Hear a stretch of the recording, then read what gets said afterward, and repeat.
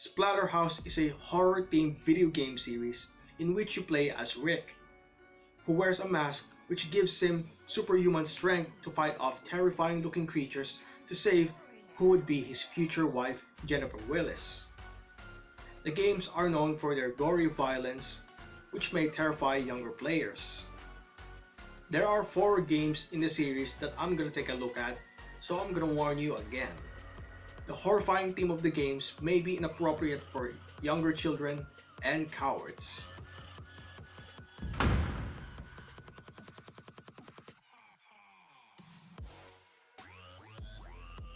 Rick and Jennifer goes to the West Mansion to use it as a shelter just to be safe from the storm, and the two were separated from each other with Rick losing consciousness.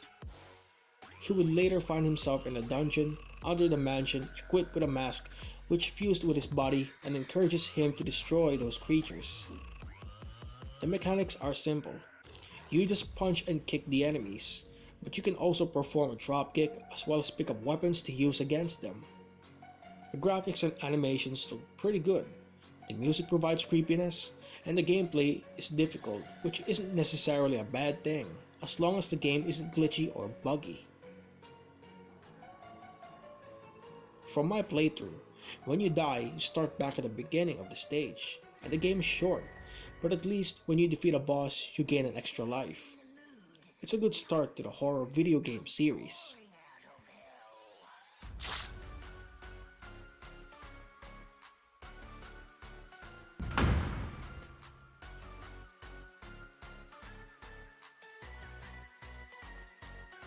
We first see Jennifer crying on Rick's grave during a thunderstorm.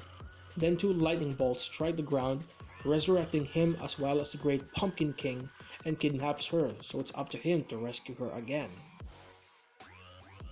This is the only Splatterhouse game available on a Nintendo console, which is in Famicom, the Japanese counterpart of NES.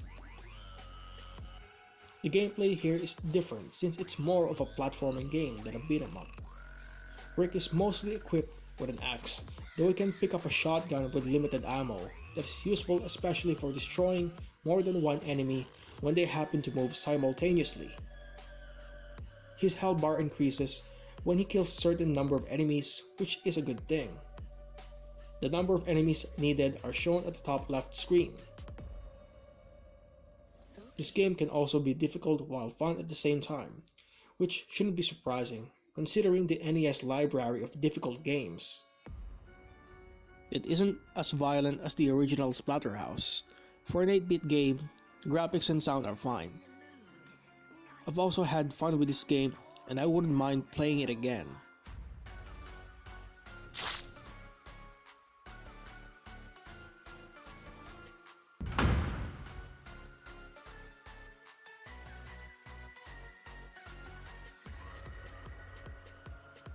Three months after the events of the first game, the Terror Mask returns to Rick and tells him that it's not too late to rescue Jennifer, so he heads back to the mansion. The gameplay is exactly the same, with similar mechanics and controls. The changes included are the boss fights at each stage, the introduction of the difficulty setting, and the return of the password system, which were absent from the original Splatterhouse, and Wanpako Graffiti, providing the latter as a second and last option. The game keeps the violence going and is also difficult, but it isn't as impressive. The soundtrack is decent, the weapons could have been more utilized, and hit detection could be better. It feels more like an expansion pack than a sequel.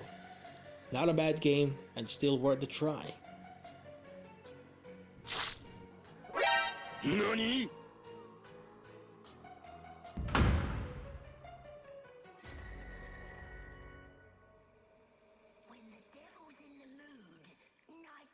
The game takes place about 5 years after the second game. Rick and Jennifer are now married and have a son named David and are living in a big mansion. However, a new threat came to his family, so he dons the mask once again to stop the villain called the Evil One and rescue them. The gameplay focuses on non-linear exploration throughout different rooms of the floors of the mansion, so backtracking can now be done.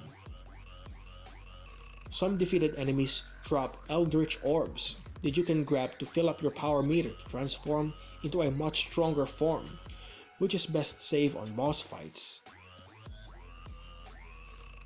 I found the game to be a little less difficult and more fun to play because most of the time I perform Rick's spinning kick and a special attack that involves pieces of his flesh extending from his chest area, which gives more damage to the enemies instead of the regular punch and kick.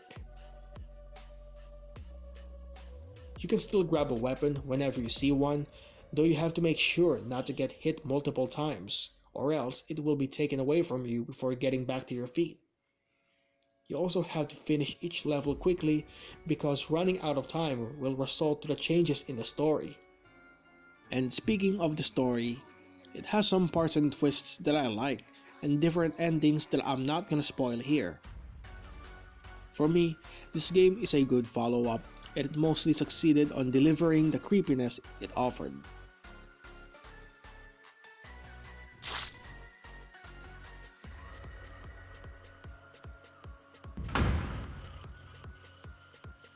And that's all. Thanks for watching. Happy Halloween. Wear a good costume and have fun trick or treating. Lucas out.